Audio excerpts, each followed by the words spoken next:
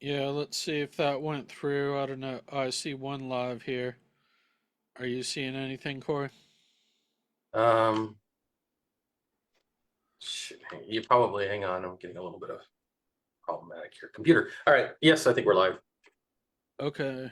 Um, yeah, I never believe it until this comes up. But Corey and I were actually having a interesting. Well, welcome to Quantum Leap, folks. Um, my name's David. I'm a video producer, and this is Corey, not my co-host, and we're here to talk about business development issues in 2025. And Corey, if you don't mind just introducing yourself, and then we'll talk about that little discussion we were having, I think, to lead off, which is pretty interesting. So I am Cory Knott and co-owner of Take Wing Coaching, and my focus is working with business partners. So basically, people collaborating on a business, or even worse, even more so, co-creating a business with the idea that business development it can be so much better when we work well together. So my focus is on that working well. Yeah, great. And I've just a couple announcements that'll lead into that discussion. First, I wanted to say that my new Thought Leader book is out, and I also have it packaged as a trilogy, which I call it. And Corey's still getting a chance to review the new book, so we're going to talk about some of those themes more once we kind of compare notes offline and get some feedback from him. But I will put the link to pick that up. And December 6th at noon, I'm doing a marketing mastermind, which is a virtual event. I'm going to go over video, how to use it, kind of the low hanging fruit of video. And I'll put the link. That is kind of by referral within our networks and BNI. But if you get this and you want to come, let me know. Send me a note, and I'll see if we can fit you in there. Otherwise, put you on the list for new next sessions. And I do have a Nivy who's a social media marketer there, and um, the discussion I thought that Corey and I were talking about um, before we join, which really ties into kind of the broader theme for today, which is how to prepare for 2025. And one issue we were talking about is if you do different lines of business, and I think this is so common today. And I actually was saying I got some great advice on this online course I was watching about a director who's saying if you're a cinematographer or videographer, and if you do different things, like maybe you're a director of photography, you're a camera operator, but you're trying to get into directing.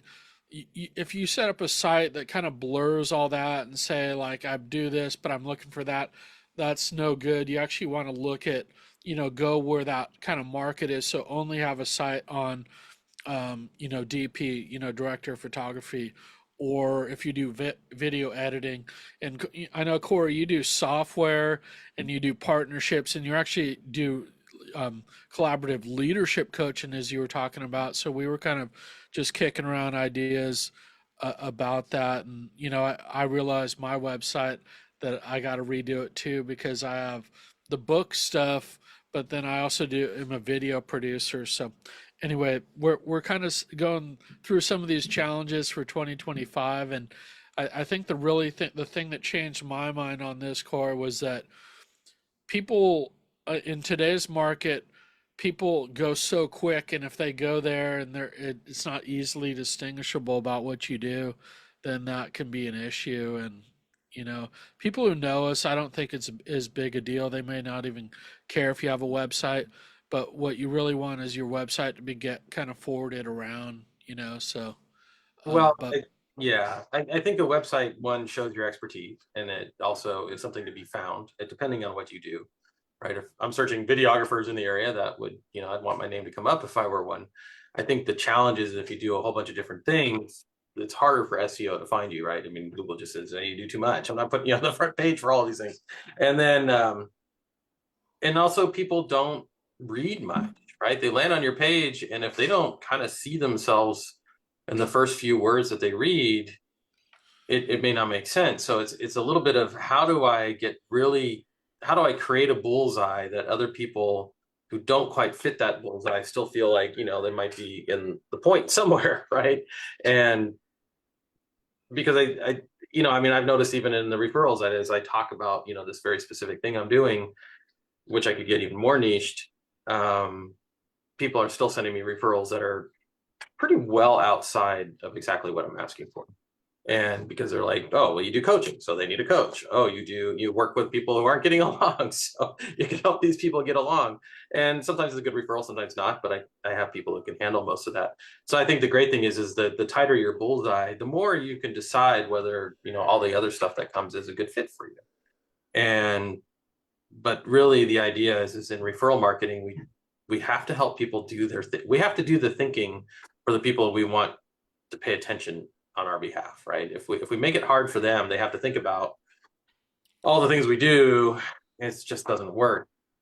And what we're hearing is the same thing: is a website should be focused on a very specific target market, unless you've got the marketing budget for the broad marketing.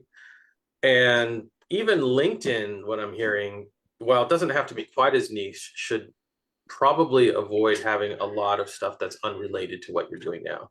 Like I do software, like you said, but I don't really keep that information out there, and I may have to scrub some of it off of LinkedIn so that it doesn't confuse people. Like, is he a programmer or is he a business coach, right? And yes, a lot of us have multiple lines of business. So pick the one that you're really going to focus on, make a really tight niche on the website, and then LinkedIn even kind of make sure you're not confusing people with all the different things you do. Yeah, it becomes really apparent if you have kind of one-to-one meetings and you're trying to go through this stuff. And Right, I think it's easiest if you only focus on one thing and sell that, because so you kind of know that going into the meeting, because you can afford to kind of mess up a little bit in B&I if you know the people and you know you're going to have a second meeting to right, clarify things or whatever. But if you're going for those reach clients, you may only have like 30 seconds on an email, or they may click on your link to your website. And if it's not clear, then they're just going to say, oh, I don't know what this is, or you know what I right. mean? Yeah.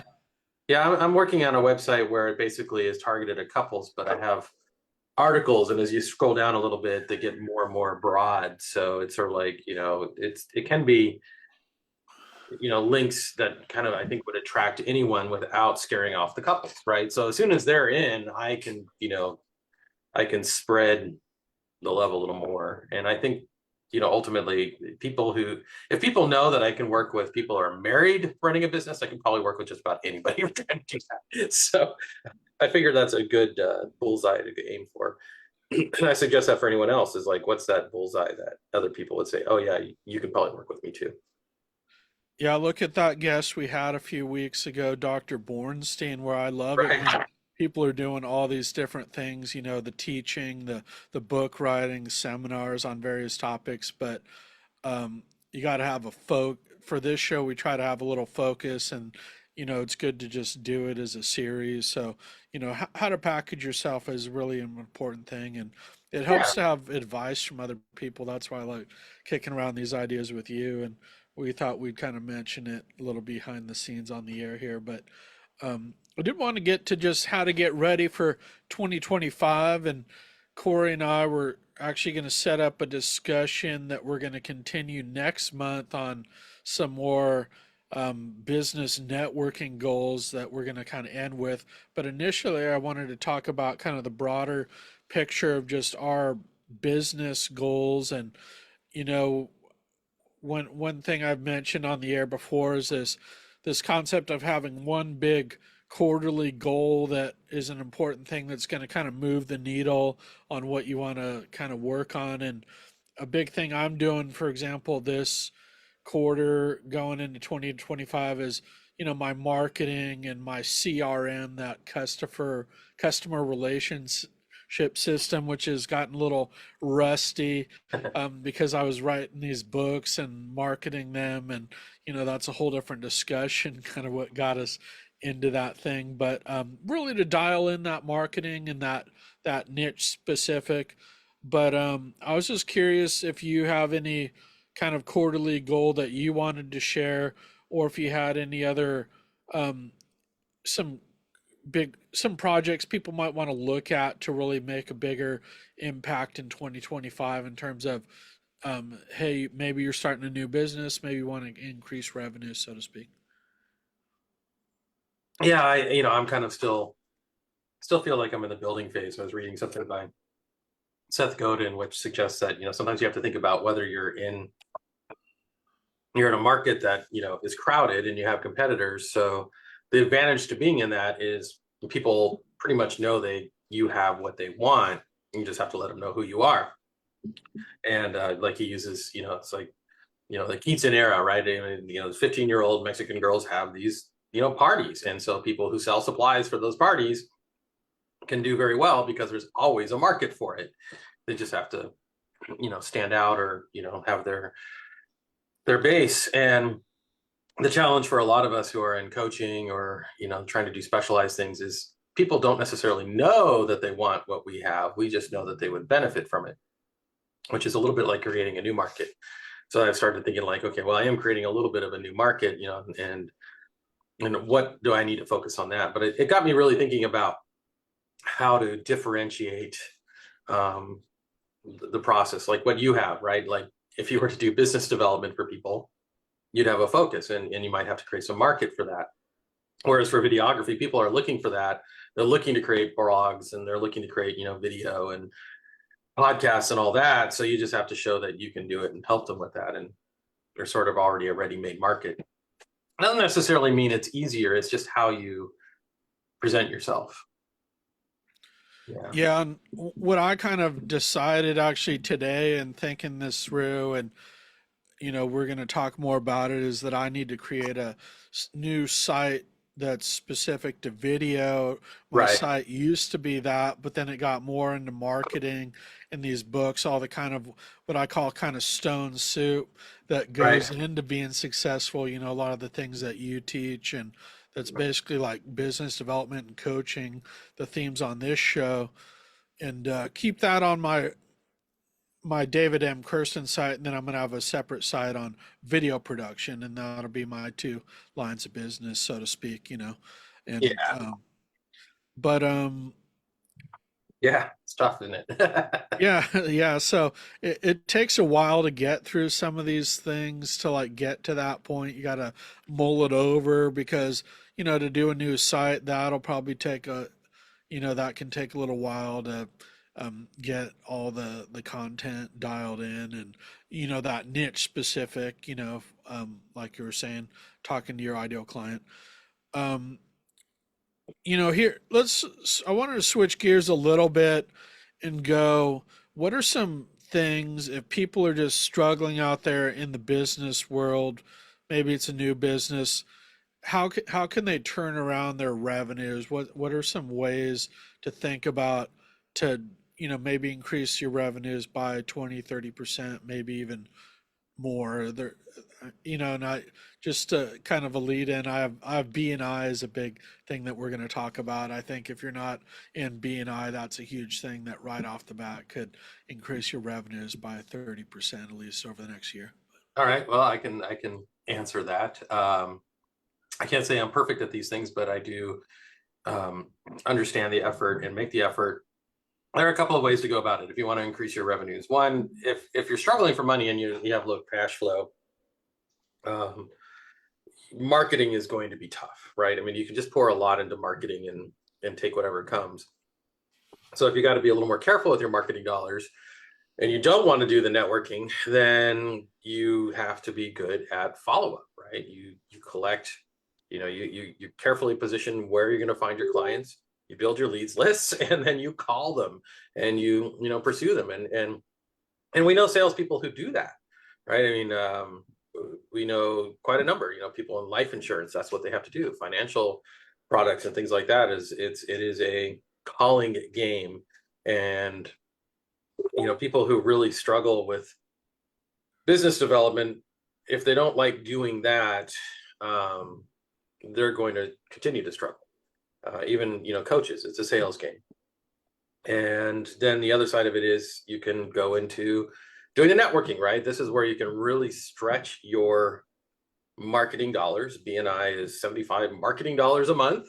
but it's time. That's where you put in time. You show up early, you meet people, you talk to them, you understand how to be strategic, and you make, an effort to do that. And then you meet with people regularly and deepen those relationships. And people get stuck on that too. So the answer is, business development it takes effort. And I think a lot of times we start businesses without realizing how much effort that takes.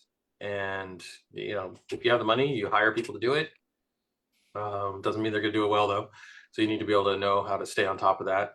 There's a lot of options, but if you need it immediately, referral marketing takes about 3 to 6 months, right? If you really needed to increase your business dollars immediately, referral marketing would take you about 3 to 6 months to really ramp up, right? If you started from scratch. If you were already in a position where you've been in BNI a few years and you know people, you could probably make it move faster. You just have to be willing to ask for help and put in a lot of time. I think Miley always had a sort of plan, which is, if you're really in need of business, expect to spend about 20 hours a week, right? You're going to be doing, 5 one-to-ones a week. You're going to be doing how are you calls, and you're going to be doing networking events, because each one of those is a way to, raise awareness and deepen and raise credibility, so that people will start sending you referrals. And you can turn things around pretty quick, but I don't know many people willing to put in 20 hours a week. Except me. I like doing that, but it's not sustainable for very long. Yeah, yeah. When I'm really on it, that's about what I do, and it does take a little while to ramp up. I'd say if you've been in BNI for a while, it's a shorter curve. If you're just joining BNI, it's like it's like just going into the gym for the first time or something. You realize it can be a little overwhelming because you don't know anybody. You have to realize how this whole thing works, but it doesn't mean you shouldn't do it, because it can lead to some initial business right off the bat. I think, you almost kind of get lucky sometimes early on. But no, I like that. Thanks for all that insight. And one other tip I got kind of from my business coach, Pradna, which is in line with what you were saying, is look at those revenue generating activities and make sure you hit those earlier and more often than you want. A lot of times people are putting those off for whatever reason. And, Bob Proctor would always say, well, make sure you're in front of a client by like 8 or 9 a.m. A lot of people are not even in front of that client with the life insurance or insurance sales until afternoon or something. If you're so, kind of, you got to start doing things differently than you have been for whatever reason. And we'll try to get some more folks on the sales thing. If it once you kind of know what you got to do, then you just got to do it. But some people, there's some work you got to do before you get there. Um, Yeah. Now, I have a question here on specific. If you have something you want to add, go ahead. Oh, I was just going to say, going back to what we talked about being specific too, is, the revenue generating activities, going out and asking for referrals. The more specific you are, just the easier it is going to be for people to find them for you. Right? It's like, hey, maybe you're a general contractor who likes doing remodels and decks. Well, if you just say, look, I need to get some decks in my, you know, I've got a decking crew. I need to put them to work. Just focus on that. Spend the quarter just saying, I do decks, I do decks, I do decks. And people will come and say, well, can you also do remodels? Or maybe you get deck referrals, and then that, the homeowner wants you to do a remodel. So the business comes no matter how you do it, but the more specific you are, the easier it is to have those generating activities, generate that revenue. Yeah, no, no, I like that. I have a question here on how can you get business partnerships ready for 2025? um, that is a really good question. It is not something I have focused on the strategic planning for partnerships in that regard, but we do goal setting. The challenge for partnerships is always about what do people want, and so it's the end of the year is always a good time to review vision. Like, are we both still on? Do we still have the same unified vision? What has changed for each person, and that's important. And then looking at the goals, and if it's a mature business, the goals are probably already you've already divided up roles. So if you've got financial, marketing, business development, operations, and customer goals and all that, each person kind of is in charge of those things. It's just a question of resourcing. So setting the goals for the year and then breaking them down into quarterly is the best thing to be doing. And that's what partner meetings are for. So the question is, if you're not doing those things, which I think a lot of partnerships don't, most just like most solo business owners, most partnerships kind of just keep people just assume everything's going well until it doesn't. And that would be where I would go with that. Great. And I did want to set up a discussion that we're going to have next month, which actually is related to this topic, but it's on BNI and the business networking. But I did want to give people a few more resources on some of the things we've been talking about. If you do want to learn more about purpose, goals, and vision, I do have that outlined in my book, A Strategy for Success, which I'll put the link there. And that's a lot of Cory's thinking and BNI stuff on how to do goals. Also, check out Cory's Lift program. He has a great I think it's about 10 modules on his website, which I'll put, called Flight Plan. If you haven't done that, I would do that. Those are two things you can do quickly in a few weeks or a month that can really get you dialed in on a number of different areas. I'd also say a few key books are Think and Grow Rich, if you haven't looked at that, for marketing, Building a Story Brand, and then for mindset stuff, Bob Proctor, his audio programs, You Were Born Rich and the Ultimate Bob Proctor Library. And I actually have a little 12 days of Christmas marketing tips thing that I'm doing right now on mindset too. So follow me on Instagram if you have any other resources. Otherwise, we'll kick off our discussion on kind of BNI for 2025. Yeah. No, I'm bad. Sorry, I got interrupted. Yeah, yeah, no problem. And Cory and I, we actually have a surprise guest coming on middle of next month when we resume the broadcast, January 14th, because we're taking a holiday break. But I wanted to set up some of these key themes and goals because we're going to really be diving in with some experts next year on some of these things. And Cory's actually an expert on these too, but we have some more folks who are kind of part of our brain trust on business networking, referral marketing. But this is really about BNI goals. And if you're not familiar with BNI, it's kind of the biggest global referral marketing organization with chapters all over. And come check out our chapter if you haven't yet. Cory and I, we meet on Wednesday mornings, so you can DM me um, or email us at the links that we'll provide or on our website. But I have a question here about individual goals. So you have business goals, but then why is it important to have kind of individual networking goals? And I'm talking about goals within BNI, but also as well as chapter goals. So you start, you have this concept of partnership goals, but then chapter goals, like a whole business networking group can have chapter goals. If you don't mind, um, Hmm. if you have any thoughts on that, individual, well, first what they are, what they might be. I'll just say a few things based on my own experience that has made a big difference in BNI is try to give one referral a week. And Ivan points out, makes a good point. That doesn't necessarily mean you're going to get one referral a week in return if you're not specific in what you ask for. Mhm. Um, but I actually try to do at least a handful of one-to-ones a week. I think that's what really drives a lot of your business. And that's like, if I'm looking at a chapter out there, like what's wrong with their referrals, I generally look at their one-to-ones, and those are usually less than one on average a week.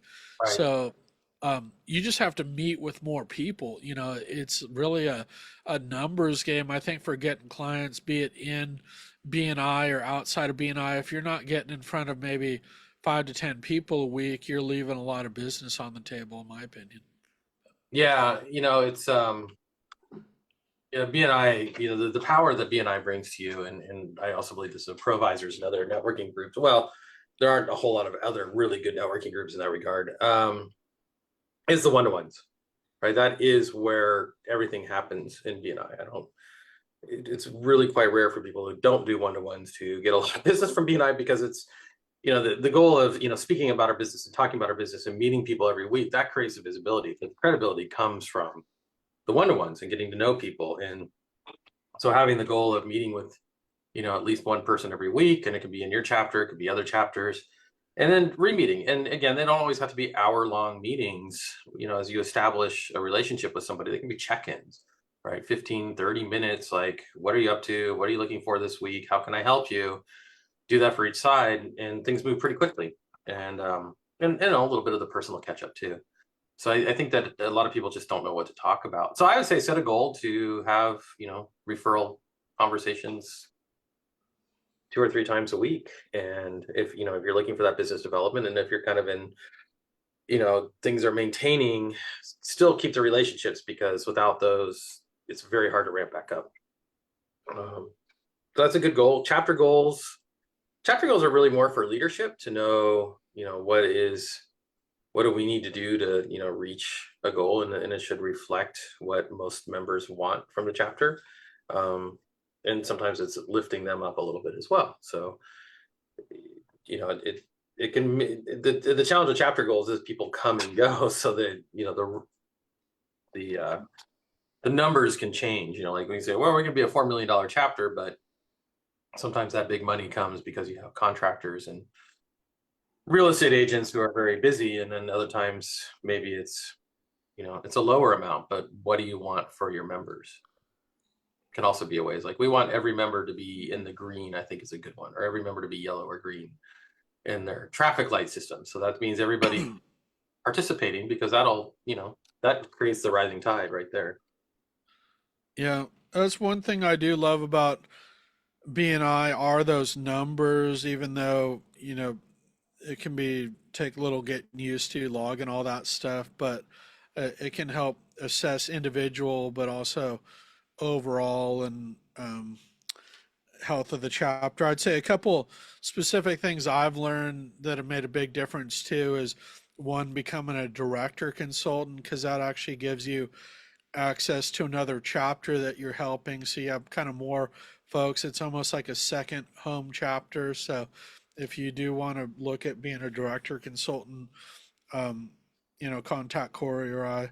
But also trying to visit one other chapter a week. I don't always get there, and I often go to the ones with lunch that are at lunchtime because it's harder to get up that early. But this week I can maybe get to another one early in the morning. But that also makes a big difference if you can get to another local chapter. And I try to visit those chapters like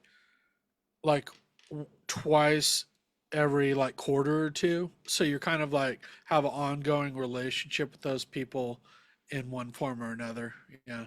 Yeah. So, the Oakland chapters, everybody kind of knows each other through that have been in BNI for a while. So you kind of look at that, but then also maybe look at Berkeley or maybe one other area if you don't live in Oakland, like I live kind of through the tunnel. So, like Walnut Creek, Lafayette, Orinda, Pleasant Hill, the like one other area. So you can add another territory that you focus on, which can make a big difference. So, um, I don't know. What do you think about the importance of setting overall revenue goals, that you get from BNI or overall revenue goals for a chapter? And as you mentioned, a lot of those don't really mean as much because if it's the realtor bringing in a bunch of things, but does Right. that mean, So yeah. the chapter revenue goal, I mean, if you're in a chapter and you're in leadership, it's important, right? It's a focus, right? It's like, but the individual members probably don't really care as much about that, other than it's a selling point for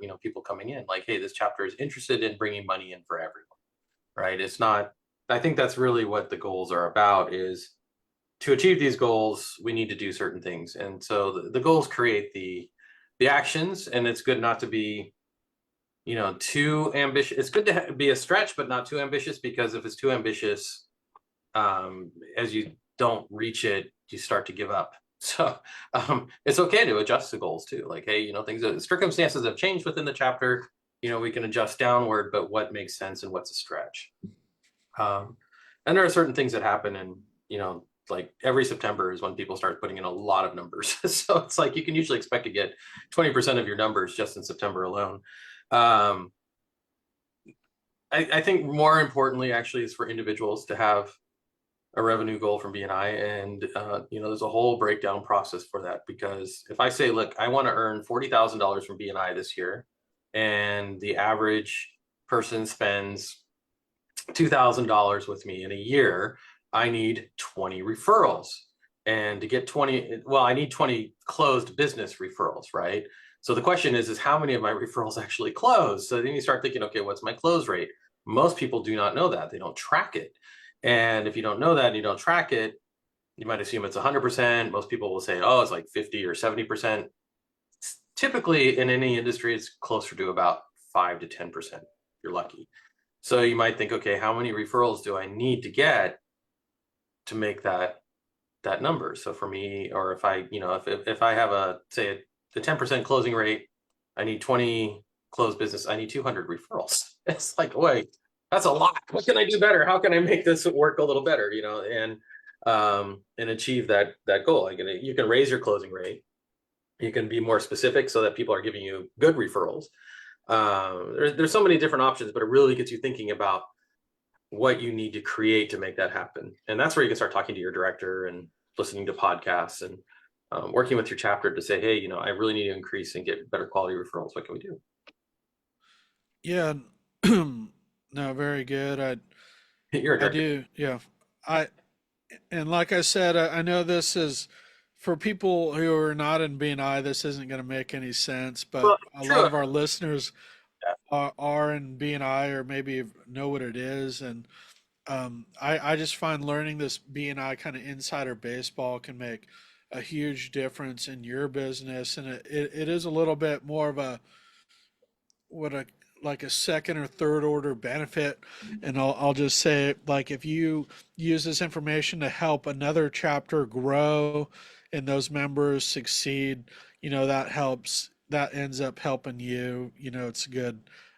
So that's why I like to help, my support chapter, or if you're meeting with a lot of other BNI folks, maybe they're new to BNI, if um, you help give them a hand, that helps build a relationship with a new person. That I find that ought to also be very mutual be mutually beneficial.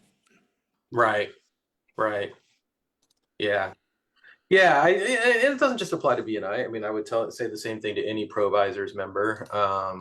Yeah, that thing about referral, your business, and it also gets you thinking, well, maybe you need to raise your rates for new clients, or maybe you need another line of business or a bigger package or something, because if you're kind of the number of referrals that you can get is kind of maxed out, where are you going to go for that extra money if you need it? So Yeah, I think we usually tell people, look, what are your competitors charging, and make sure it's a thing. And sometimes you need to create more. I don't want to say create more packages. It's always good to have like 3 core offerings. One of the things I'm doing next year in my project is the workshop, which David knows about. And that is because I realize that not everybody can afford my individual coaching packages, which would be my preference. I think it's a worthwhile investment. And if I can give them, the same thing at about 10% of the cost, and get them at least through the process, even if it's, truncated, um, then, or I should say it's, more intense and fast paced, then, then they're getting a huge amount of value, and I could probably get more clients that way, right? Because the sales cycle for a coach can be very long with, the pricing methodology. But if it's something that is easier to say yes to, then I can get them started, and we can, it can be more of a long-term revenue for each person versus that one-offs that I'm more likely to get, was looking for originally. Then you have to think about your pricing strategy, and where can you create recurring revenue and all those other things. And But ultimately, what do I need to do to step up and get more referrals? Right? That's the question. Yeah. Yeah, we need some more good attorneys can be rare in certain areas, and they're huge in partnerships. And I find that some of the best business contacts to have are actually attorneys who are good networkers, because then they have, they know a lot of people. They're in very high demand, and they have these high value services, so. The challenge with attorneys, and this is what I have seen. One is they do refer. They refer a lot. And one of the reasons Provisors formed is because attorneys give a lot of referrals, and they're very niche. The longer they're in the business, the more niche they tend to get. They'll switch and do new things.